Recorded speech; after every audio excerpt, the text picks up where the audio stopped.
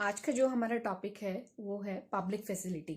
कि जो public facility होती है वो गवर्नमेंट के थ्रू ही मिलती है और इसमें गवर्नमेंट का इनिशिएटिव रोल हम काउंट करते हैं। कि हम एक एक्सपेक्ट करते हैं कि गवर्नमेंट हमें एक कम मिनिमम अमाउंट में ये सर्विसेज प्रोवाइड करे। और इसका रीजन भी क्या होता है मिनिमम अमाउंट में प्रोवाइड करने का? क्योंकि अगर मैं इंडिया का एग्जांपल लेती हूँ कि इंडिया के अंदर बहुत ज्यादा क्या है, पोवर्टी है। तो यहाँ हर तरह के लोग रहते हैं, क्लासी लोग भी रहते हैं, पुअर लोग भी रहते हैं, बिलो एवरेज भी रहते हैं। तो इसीलिए हम गवर्नमेंट से ये एक्सपेक्ट करते हैं कि गवर्नमेंट अपने अंडर में कुछ फैसिलिटीज को रखें और ये फैसिलिटी सभी सिटीजन को प्रोवाइड करे टाइम टू टाइम। तो मैं इसका एक छोटा सा एग्जांपल लेती हूँ यहाँ पर वाटर डिपार्टमेंट का।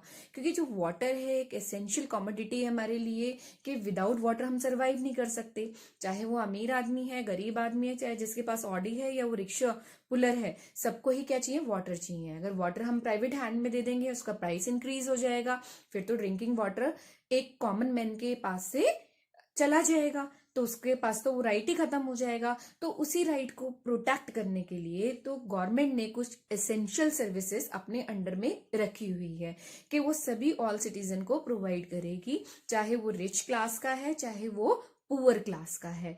तो ये गवर्नमेंट का क्या है, वर्क एरिया है कि वो अपनी गवर्नमेंट को इस तरीके से रन करेगी कि पब्लिक फैसिलिटी हर पर्सन को प्रोवाइड करेगी, चाहे वो रिच एंड पुअर है, और मिनिमम अमाउंट में। अंडरस्टैंड?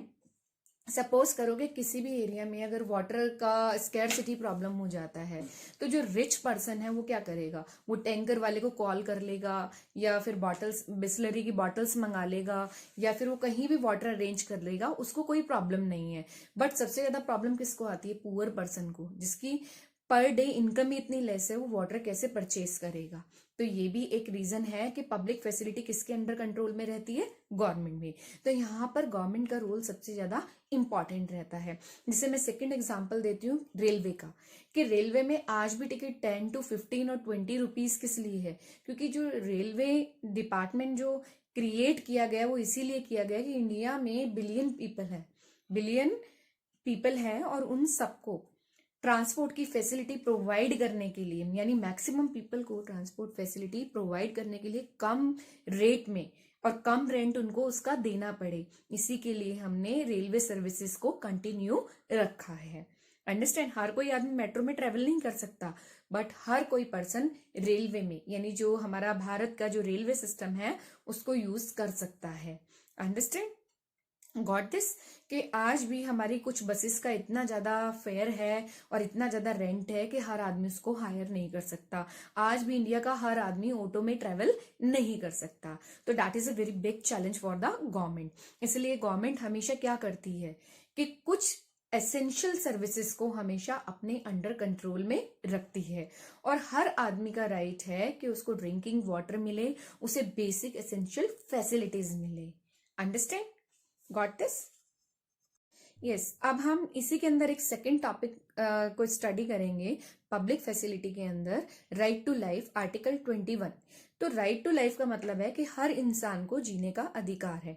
हमारा कॉन्स्टिट्यूशन यानी हमारा संविधान कहता है कि हर आदमी को जीने का अधिकार है। जो भी उसे बेसिक नेसेसिटी चाहिए, जो उसकी बेसिक नीड है, वो सभी उसको गवर्नमेंट प्रोवाइड करेगी। तो गवर्नमेंट का ये वर्क एरिया रहता है कि जो भी गवर्नमेंट बनेगी, चाहे वो कांग्रेस की हो, बीजेपी की हो, या फर्दर किसी भी पॉलिटिकल पार्टी की हो, तो उसका हमेशा फोकस किस पे रहेगा? जो पब्लिक फैसिलिटी है उसको मिनिमम उसके प्राइस फिक्स करना, उसको ज्यादा नहीं करना। क्योंकि इंडिया में 3 बिलियन पॉपुलेशन है और आज भी हमारे कंट्री के अंदर बहुत ज्यादा पोवर्टी है, और ऑलरेडी हम इतने लोग हैं, हर एक को फैसिलिटी चाहिए ही चाहिए। अगर हमें फैसिलिटी नहीं मिलेगी तो हम यहाँ पर इंडिया में सरवाइव नहीं कर पाएंगे, किसी भी कंट्री में सरवाइव नहीं कर पाएंगे।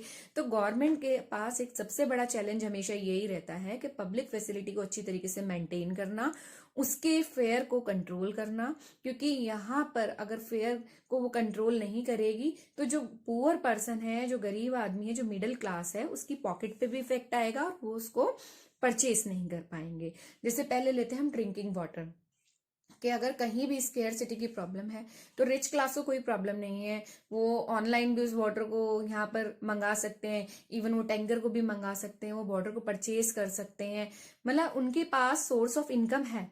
बट अगर गरीब आदमी को ये प्रॉब्लम है तो उसके पास तो पैसा भी नहीं है।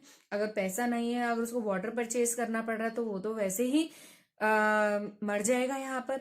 तो इसीलिए गवर्नमेंट ने कुछ फैसिलिटीज को अपने पास रखा है। नेक्स्ट हम रेलवे का एग्जांपल लेते हैं कि अगर मैं मेट्रो से रेलवे को कंपेयर करूं तो मेट्रो में हर कोई पर्सन नहीं जा सकता। जिसके पास अच्छा एक इनकम है वही कार्ड बनवा सकता है, वही मेट्रो में ट्रेवल कर सकता है रेगुलर। बट जो पुअर पर्सन है उसको डेली ही कहीं ना कहीं जाना है अपने वर्क के लिए, तो वो सबसे ज्यादा बेस्ट किसको मानता है? वो रेलवे को मानता है, जो भारत की रेलवे सिस्टम है, क्योंकि वहां पर आज भी फेयर मेट्रोस के कंपेयर करें तो बहुत ही कम है। उसके बाद आता है इलेक्ट्रिसिटी, क्योंकि इलेक्ट्रिसिटी भी एक एसेंशियल फैसिलिटीज में ही आता है कि बिना इलेक्ट्रिसिटी के आप सरवाइव नहीं कर सकते। चाहे कोई पुअर पर्सन है, कोई रिच पर्सन है, तो सबको ही क्या चाहिए? इलेक्ट्रिसिटी चाहिए। अंडरस्टैंड? उसके लिए वो एक मिनिमम बिल भी पे करते हैं, तो ये भी गवर्नमेंट के अंडर कंट्रोल में रहता है। उसके बाद हमारे पास आती है डिस्पेंसरीज और गवर्नमेंट हॉस्पिटल्स, जहां पर गवर्नमेंट का हमेशा ही कंट्रोल रहता है। क्योंकि देखो, जो रिच पर्सन है उसको छींक भी आए, उसको कोई प्रॉब्लम हुए तो किसी भी प्राइवेट हॉस्पिटल में जा सकता है और लाखों का बिल पे कर सकता है। बट एक पुअर पर्सन है या जिसकी इनकम ही नहीं है, तो उसको तो गवर्नमेंट ही सपोर्ट कर सकती है, गवर्नमेंट हॉस्पिटल या डिस्पेंसरी ही सपोर्ट कर सकती है।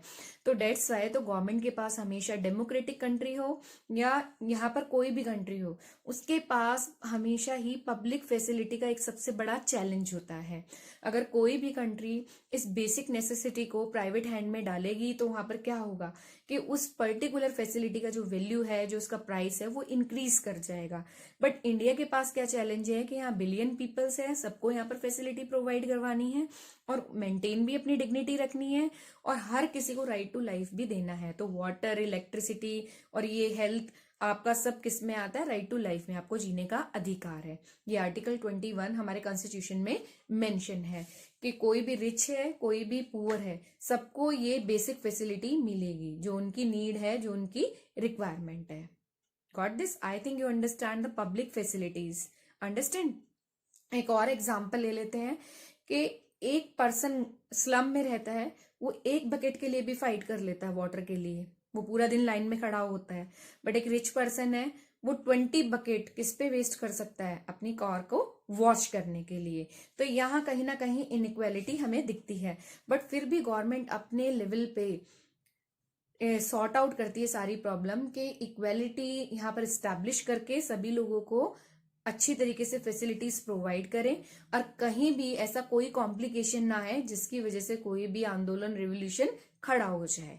अंडरस्टैंड? तो गवर्नमेंट अपने बिहाफ पे हर चीज को सॉल्व करती है और पब्लिक जितनी भी फैसिलिटीज हैं वो मैक्सिमम गवर्नमेंट के कंट्रोल में ही रहती है। उसके प्राइस पे, उसके फेयर पे हमेशा ही ध्यान दिया जाता है, क्योंकि ये सबको ही मिलनी चाहिए। तो गवर्नमेंट का ये सबसे इंपॉर्टेंट रोल है यहाँ पर पब्लिक फैसिलिटी में कि सबसे ज्यादा वो इसी के ऊपर इन्वेस्ट करती है कि कोई भी पर्सन है वो भूखा ना रहे, उस विदाउट क्लोथ के ना रहे, विदाउट इलेक्ट्रिसिटी के ना रहे और विदाउट वाटर के भी ना रहे और विदाउट डॉक्टर के भी ना रहे।